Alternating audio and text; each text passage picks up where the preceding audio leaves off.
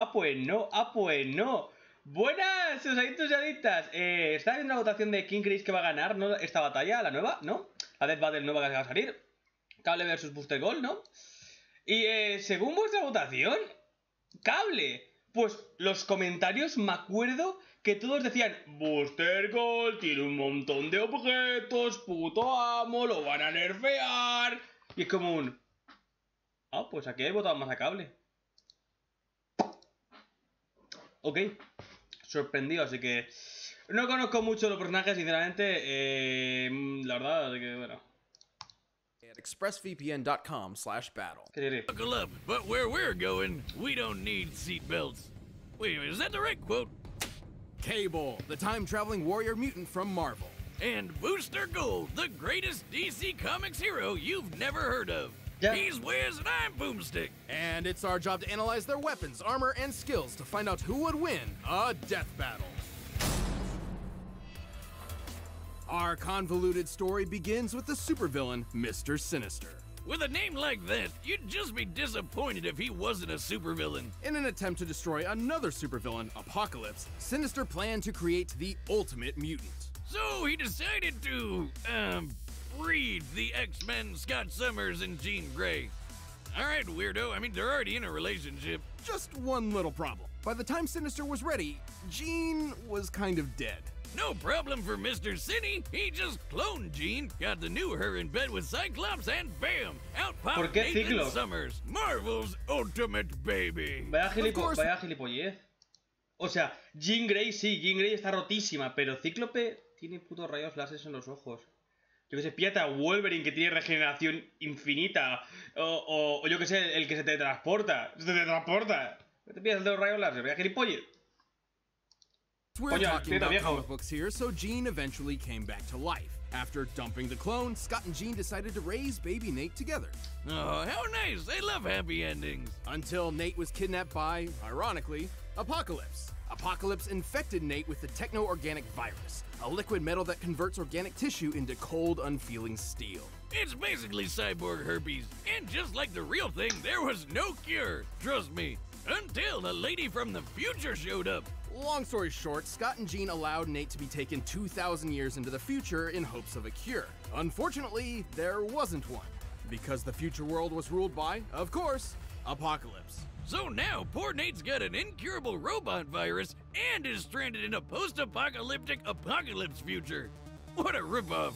Well, it's not all bad. As the techno-organic virus took over Nathan's body, it enhanced his strength, speed, Yeah. and endurance. Most notably, he gained a powerful metal arm and a cybernetic eye that can see in infrared, track objects 2 miles away, and fire lasers. And if any part of his robo-self is damaged, he can just put it back together lickety-split. He's more than just a cyborg, though. His training in the future turned him into an incredible hand-to-hand combatant and tactical genius. And like any good 90s comic book hero, he often comes to fights packing some totally awesome heat. Machine guns, laser guns, a doohickey that can control dinosaurs? What more would you need? He became a gritty savior of the future, where everyone knew him by one name: Cable. Unfortunately, despite being in the future, he was running out of time. The virus would eventually overtake his body and destroy him. Good thing Cable's not just any mutant. He's an Omega level mutant, which means his power is ultra maximum level. Thanks to his parentage, Cable possesses incredible telekinetic power. He can move objects with his mind, create force fields, disassemble complex technology, and even manipulate matter down to the atomic level. Jean He Grey. uses this TK power to keep the technovirus at bay. Yeah, he's constantly pushing the virus back 24/7. How does he do that Pero in han hecho his que ha sleep? muerto. His telekinetic powers are so strong that he once stopped 247 enormous Comics. missiles, contained their explosions, and then funneled them out of the atmosphere. Badass. He's also a telepath who can read and control minds on a planet-wide level. He can even shut your brain off if he doesn't like you. Wish I could do that to Wiz. Good luck with that. He's capable of ionizing the entire planet's atmosphere all by himself, and his psionic powers extend even further. He can physically displace his body through both time and space, allowing him to teleport and time travel. It was those timey-wimey powers that let Cable visit the 20th century where he met the X-Men, joining their fight for a better future in our past. And that's how he found alternate versions of himself, like a clone named Strife, Multiverso. a timeline where he was a she named Rachel, and another Nathan Gray who was called X-Man. Wow, really breaking the bank on the name of that guy, huh? Pretty gutsy to name himself after the entire franchise. Hey, is that Jesus? It is. Oh my god. Holy shit, be careful of what you say in front of mutant Jesus. X-Man's potential is incredible, a showcase of the almighty power Cable could have if not for the techno-organic virus. So Cable said, screw this bullshit and straight up pulled the virus out of himself. What did he even grab onto? Literally rearranging his DNA to do so, which is impossible. Across the 70 trillion cells in an average human body, there are over 200,000 pairs of DNA. But somehow, over the course of a day, Cable could comprehend and manipulate each and every one. Comics. Yeah, that's why I said hardcore. Without that dumb virus digging him over, he's lifted a giant metal island into the sky, broke the Silver Surfer's board, and could even move planets. To move the Earth out of its solar orbit by 10%, Cable would have to generate 470 decillion joules of energy, about 112 Y este pavo le pide ayuda a Deadpool. Claro. septillion tons of TNT. That's 24 zeros, bitches! He's fast enough to fight the Silver Surfer and was tough enough to survive the Incredible Hulk. But even with all this power, Cable knew he could never truly save the future. However, he did eventually find hope. Yeah, like literally, it's a girl named Hope. After so much time alone, he had finally found a family to protect. Whether it be past, present, or future, Cable will always be fighting for a better tomorrow. Remember it, Apocalypse. The name's Cable. Booster Gold is a hero, an icon, a brand. He's a vigilante protecting the streets of Metropolis, and also the head of his own PR company. He's a wink and a catchphrase. He's fame and fortune incarnate. But the number one thing to know about Booster Gold, he's 100% full of shit. Michael John Carter was your average star college football player from the 25th century. His future in the future was bright until his mother caught a devastating illness they couldn't afford to treat. Forced into a corner, Michael was caught betting on his own games in order to pay for the treatment. Should have moved to future Canada. While his mother did survive, Michael found himself in jail. After his time, he just managed to land a job as a security guard at the Metropolis Space Museum and stumbled upon the exhibit on 20th century superheroes. Which inspired him to become a superhero too. Kind of. Actually, he stole all the hero tech he could, and turns out it was the real deal, including a goddamn time machine. Oh yeah, great idea, let's... Un fanático ladrón. Es un puto fanboy ladrón. Un puto fanboy ladrón.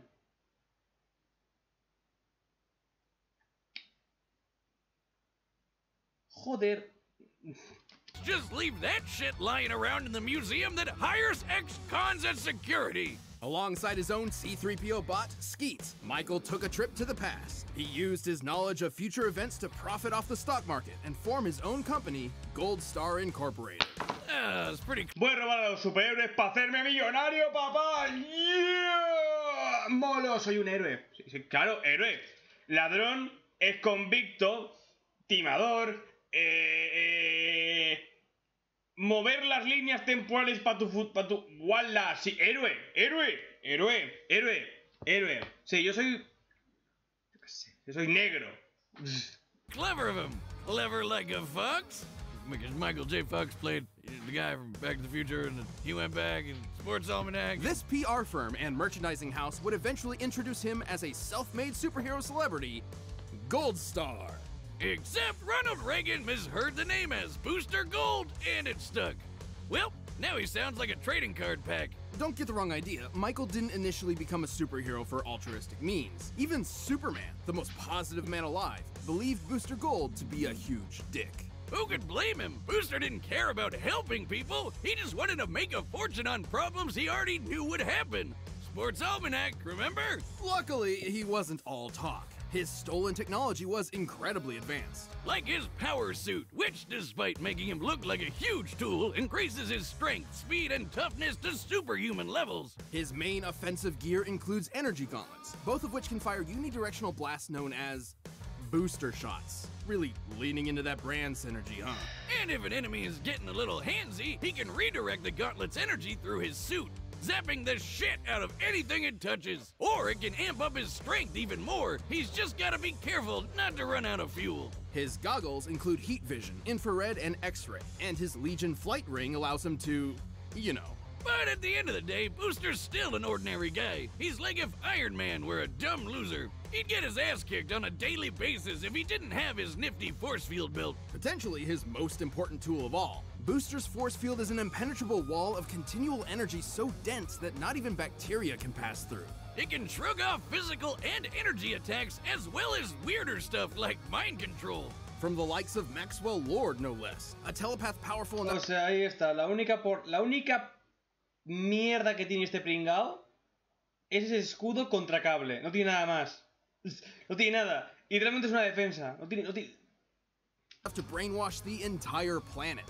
Booster can even remove his force field and wrap it around something else to protect them or to crush them into nothingness, like my heart after 7th grade prom. Perhaps this suit's most bizarre ability is his mass dispersion field. Instead of blocking attacks, this field absorbs matter and spits it back out. Obviously, if applied to a human being, the results would be... Me at my 7th grade prom. ¡Wow! And while Booster originally Pero needed está a roto. time machine to travel to the past, he has since integrated temporal circuitry into his suit, allowing him to travel the time stream at will, or just stop it entirely. He can even hang out with his past and future selves. Booster managed to fight alongside the Justice League. There he met fellow D-lister Blue Beetle, kicking off the most wholesome bromance ever. To be fair, Booster wasn't just an empty charlatan. Sure, he used his future technology to pretend he had superpowers, but as time went on, his acts of heroism became real and often required sacrifice. Perhaps his friendship with Blue Beetle helped mold him into the selfless hero he later became. As much of a doofus as he can be, he's also kicked his fair share of ass. He's managed to go toe-to-toe with heavy hitters like Doomsday and Maxima. He's moved quick enough to dodge beams of light, even flying fast enough to keep up with Flash and tap into the Speed Force. You know, the extra-dimensional... Cómics, iros... No, en serio. Cómics, en global, iros a tomar por culo. ¿Vale? Hasta los putos cojones esto ya. En un cómic, Doraemon se subió a la nube Quinton, se fue a la villa oculta de la hoja y le chupó el culo a Ichigo. ¿Algo tiene sentido? Pues estos son los putos cómics. En un multiverso, este héroe es capaz de, con un pedo, cargarse a Superman. Y este Superman es capaz de conseguir el infinito en sus poderes.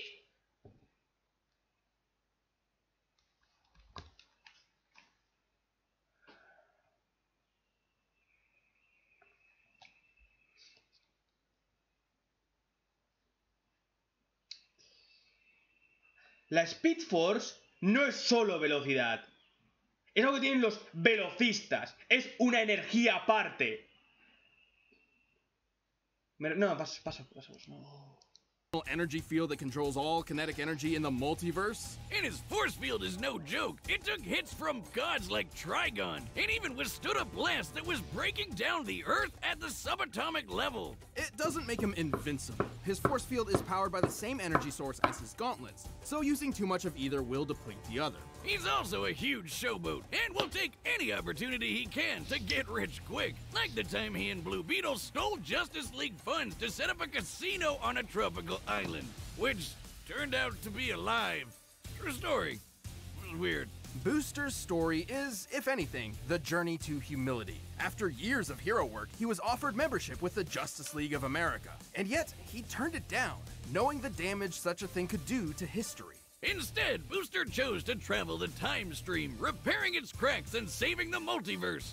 His mom was pretty proud of him. The important thing is that he chose a life he could not publicize. He'd be saving the world. Eso es mentira, porque en algunos cómics Buster Gold va con la Justice League. Puedes ver series en las cuales Buster Gold está con la Justice League. Así que chúpame la polla. Behind the scenes, it may not have been what he originally planned, but Booster Gold would ultimately become the greatest hero you've never heard of. I am Booster Gold, the greatest hero you've never heard of. Until now! All right, the combatants are set, and we've run the data through all possibilities. But first, we're gonna tell you how you can boost your game in the kitchen. A ver la pelea.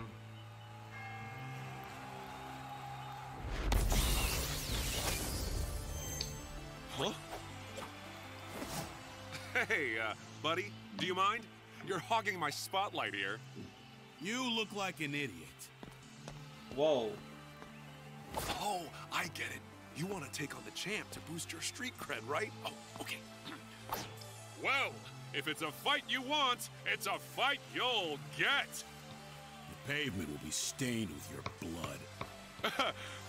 What? Wait, is this guy serious? No.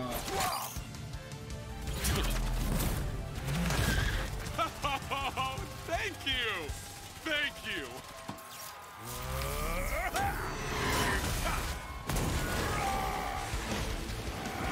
Da igual, haz telequinesis. Ya está. Telequinesis.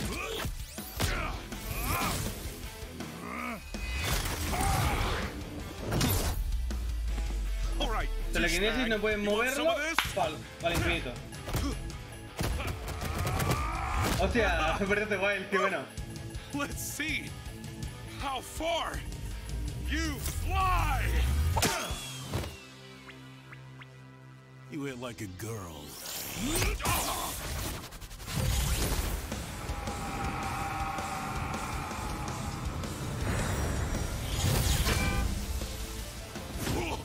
Guapo. Guapo. Did you just punch me into next week? Or a million next weeks?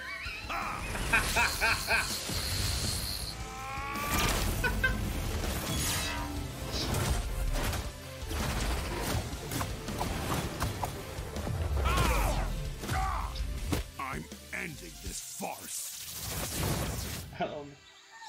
Dinosaurios. Tienen que poner dinosaurios.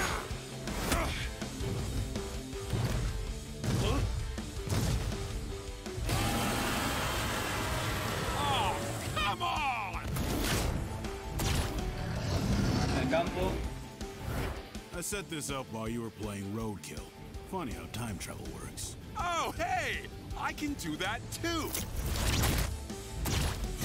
In fact, it's kind of my thing. So, here's an army of me's from every second we've fought so far.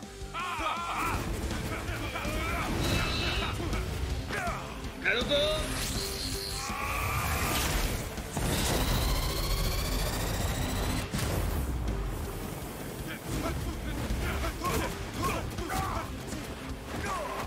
Enough! Turn those shields off!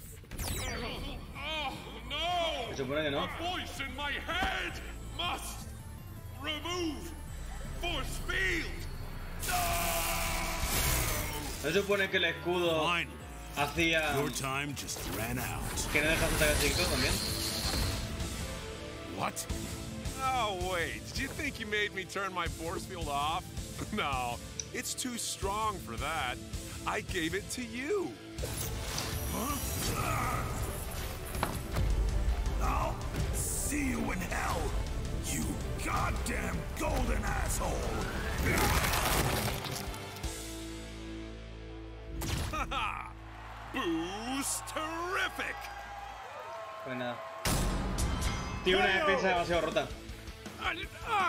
No! Seriously? ¿Dejé ganar otra I know vez? it seems ridiculous, but Seriously? How did that golden dingus beat mutant Jesus? well, it's Es muy simple. El escudo definitivo. Tiene un escudo absurdo. Un escudo que bloquea cualquier cosa. Por mucho que Cable tuviese una absurda telequinesis, capaz de controlar el DNE de un cuerpo y tal, el escudo es impenetrable. Y no solo es para él, puede ponerlo donde quiera. Literalmente, es un escudo perfecto y a la vez puede hacerlo como ataque para que la gente no pueda salir, por lo cual puede hacerlo... ¡Ya está! Es un ataque rotísimo. Es un ataque demasiado roto. He flipado cuando lo he visto. Es que es... ¡Joder! Ha vuelto al puto Giorno. Sounds crazy at first, but Booster Gold actually had everything he needed to take Cable out. Cable's powers were way more versatile and deadly than Booster's, and his lifetime of experience in the trenches made him the more well-rounded soldier overall. But Booster had plenty of deadly weaponry in his own right, though his saving grace was that force field. Sure, that thing survived some crazy stuff, including every single thing in Cable's arsenal. For example, Cable's telekinesis could move a planet and rearrange cells, right? Well, Booster's force field survived planetary destruction at the subatomic level, similar to a nuclear bomb, but on a massive scale worth about 14 tenatons of TNT, over 100,000 times greater than Cable's power output. That's 40 fucking zeros, bitches! Holy mutant Jesus! And remember, his gloves use the same energy as the shield, so that means Booster is packing some serious heat. Even in Cable's fight with the Silver Surfer, while he managed to keep up for a short while, once the Surfer got serious, the fight was over pretty quick. Meanwhile, Boosty's over here in the same league as speedsters like Flash, and I know what you're thinking. What about Cable's mind control powers? Well, Boosty's shield protected him from Maxwell Lord, whose mental powers, like Cable's, could also span an entire planet. Yeah, Cable looked a lot better on paper, but he just didn't have a surefire way to put Booster down for good. And Booster had exactly what he needed to nab a victory. This is one of the awkward things about comparing heroes from different franchises. Cable may be a gritty badass and Booster may be a silly goofball, but those distinctions mostly matter in their own worlds. In Death Battle, we have to compare them directly, and sometimes that means a hero no one's ever heard of wins. Booster didn't just win, he took home the gold. The winner is Booster Gold. A ver, la siguiente. Hey, thanks for watching this episode of Death Battle. If you want the battle music for yourself, you can get it by clicking the link down below. And if you want to watch more stuff, check the boxes right over there.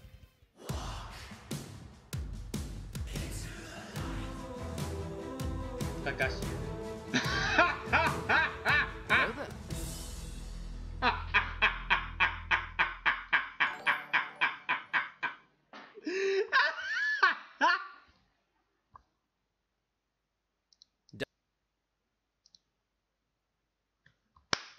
Va a ganar Obi-Wan Kenobi. Va a ganar Obi-Wan Kenobi. ¿Sabéis por qué? Muy simple, por la fuerza. Por la fuerza, es tan simple como eso. Kakashi revienta a Obi-Wan, pero como estos son unas pandas de desgraciados de mierda, y aparte, Star Wars tiene como tropecientos cómics que son casi peores que todos los cómics de DC y Marvel juntos. Son peores, están aún peor hechos. Todo el universo de Star Wars es basura. Va a ganar Obi-Wan. Va a ganar Obi-Wan, ya os lo digo ya. Va a ganar Obi-Wan. Gané casi por todo. Velocidad, técnicas, el puto Sharingan. Gana de paliza, Kakashi. Gana de paliza. Gana de paliza. Gana de paliza. En todos los sentidos. Tiene la fuerza Obi-Wan. Copia. Tiene clones. Técnicas de velocidad de rayo. Invocaciones. El puto Sharingan para prever lo que va a hacer Obi-Wan. El puto Kamui. Tiene hasta el puto Susano, que es impenetrable. Pero va a ganar Obi-Wan. Va a ganar Obi-Wan. Apuesto que gana Obi-Wan. Ya veréis. Ya puto veréis. Pero bueno, votad. Dale, que me comentarios. Deu.